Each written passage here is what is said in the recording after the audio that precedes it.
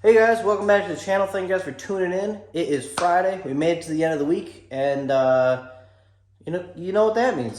Fridays, I've noticed that I kind of just do an update for the week and then plans for next week. So I guess we're just gonna get into this and go from there. So this week, got the Buick back, put new wheels on the Buick. I am working on finishing up the cage, as I have been for what feels like forever. I am 2 bars away officially. I got 2 more bars welded in, which you'll see in this video, and then we are going to start working on the final 2 bars towards the end of this week and get this thing officially done before Monday, as I'm filming this on Wednesday actually. So honestly, those 2 bars will probably be done Thursday night, Friday, but you are not going to see that in this video, as I gotta get this up for Friday for you guys. So that is about where we're at on the Fairmont. I do need to give a shout out to 2 people, and that will come at the end of the video, and I'll explain that. But what we can do is we can take a quick trip over to the other side of the garage. I'm on the Fairmont side. Got welders going on. Trying to fix a few issues we ran into with a welder we picked up like a year ago. We haven't played with it much, but now we're starting to. The goal is, so we got, we have this Lincoln that I've been using. We did pick up this other welder. We are going to try to get that to really do a lot of small stuff like door hinges, things of that nature, real small, super just crafty stuff. That's what our goal is for that one. Working through a few bugs. Gonna get that figured out, but that's what we got going on. So we got 1 welder, 2 welder, green welder, blue welder. You get the point. So that's not green, it's another red one, but Dr. Seuss. All right, we are on the Buick side, and I guess we're gonna do a quick rundown. Dad today, or well, yesterday now, took the fuel system out. That is getting picked up towards the end of the week. As Dad is going, more than likely, well, not more than likely, he's going EFI at least. Probably single turbo LS, picture perfect replica of the Fairmont.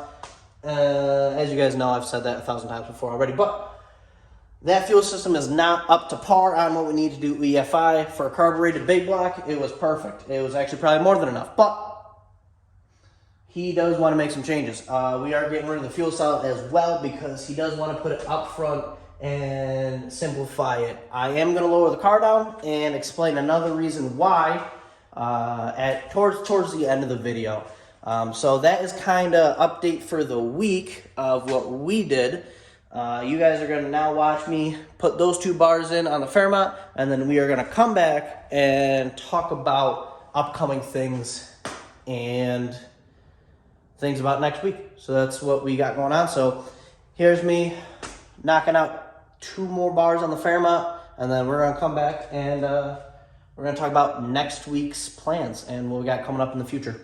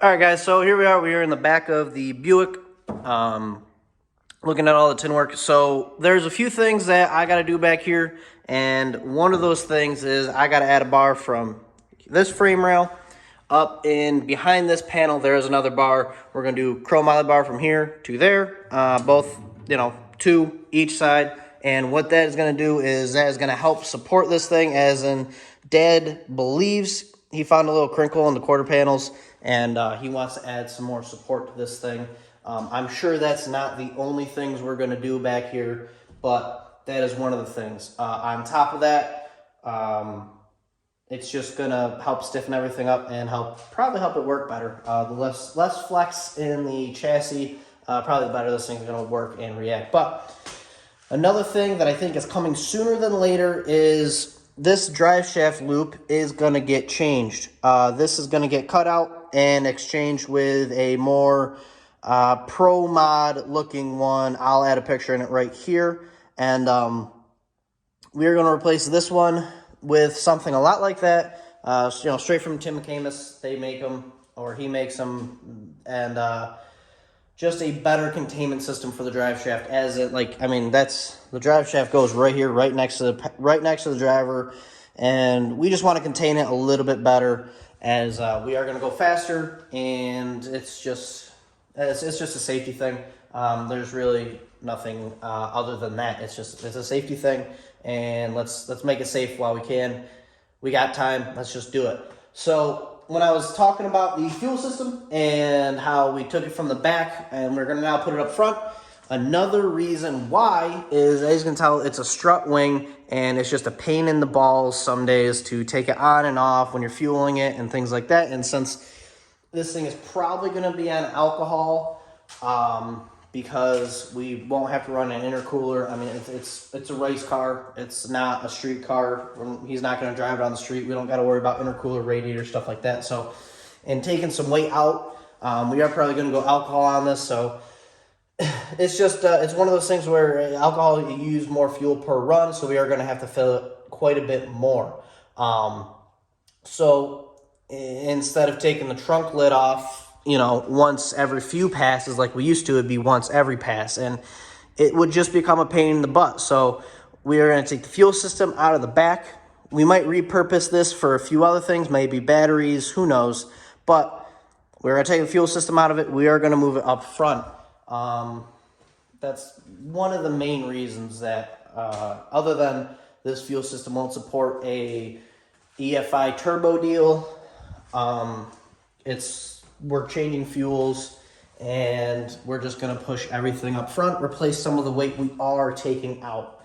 And obviously the hood is going to come off every pass, so we can double check fittings, double check leaks, things like that. So it's already coming off. Let's add the fuel tank up there and be able to fill every pass easier than having it in the trunk. So that is kind of where we're at with the Buick.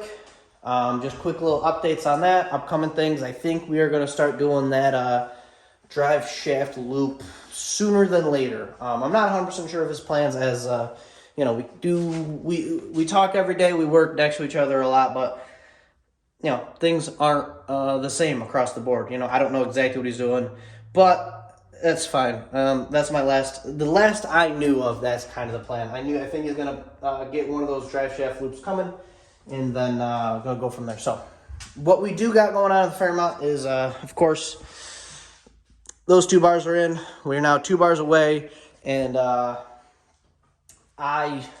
am very excited. So to kind of give you an update on the Fairmont, I said I had 2 people I need to shout out, and I don't know where they feel or how they feel about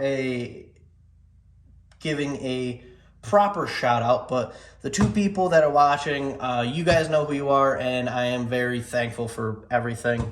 And they were nice enough to pretty much get a nice care package together for me, and I'm gonna go over a few things that came in that care package. But I need to change my arm because it's getting tired. So to kind of run down on the quick list I have written down of things that were in that care package from the 2 great people that are helping me out.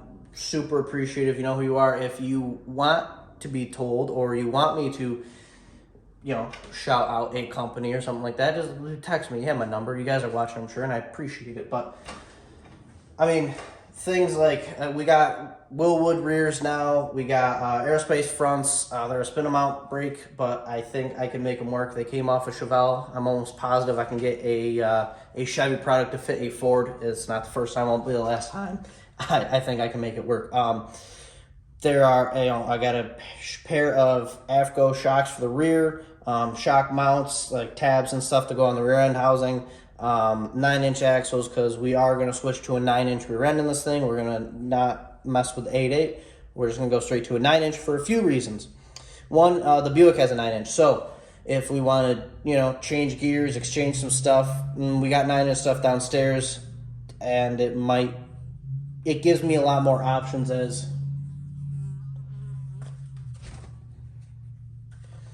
It gives me a lot more options just right out of the gate versus the 8.8 stuff, because we already have some 9-inch stuff. So along with that, there was a Mark Williams yoke. There was a shifter plus a shift solenoid. I mean, I didn't think that I'd actually get one of those, mainly because I figured I'd just shift the thing myself, but now I don't have to. Master cylinder for that stuff. Just things that make this build nicer and easier on me, because if it was up to me, I don't think I would have bought those things, even though I should. And it's such a nice car, I should start out by buying some of the best stuff, but I'm just very appreciative of you guys, so thank you guys so much. That's quick rundown of where we're at with the Fairmont. We are 2 bars away from being done. That's kind of the future of this thing. And then, after those are done, we're going to go back to route repair. I know, super fun and exciting, but we're going to make this thing less holy. We got some of the stuff up front that we got to take care of, and then we are going to go to the rear and actually start on wheel tubs and stuff like that. So that is the next plan for this. That's where we're at. That's what we got going on. So we are going to go from roll cage, getting that done in the next day or so, to fixing route repair, and then move to rear end, make wheel tubs, measure for a rear end so I can order one of those, and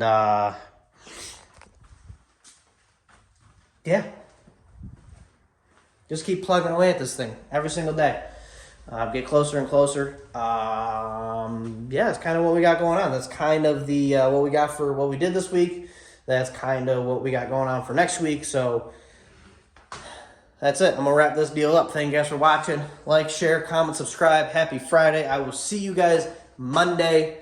And it's time to get back to work.